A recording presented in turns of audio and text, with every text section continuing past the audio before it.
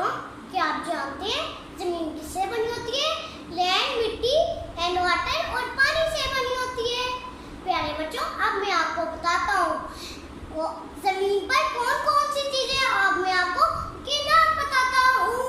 चलिए आइए शुरू करते हैं।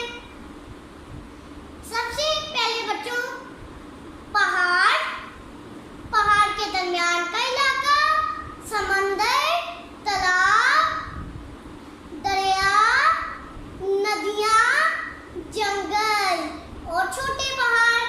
प्यारे बच्चों, अर्थ यानी जमीन, उसका आपको पता चल गया होगा। जमीन को उर्दू में क्या कहते हैं और वो किससे बनी होती है? वो हमारा घर है और उसकी शक्ल कैसी है और उसके अंदर कौन कौन सी, उस पर कौन कौन सी चीजें और उनके नाम क्या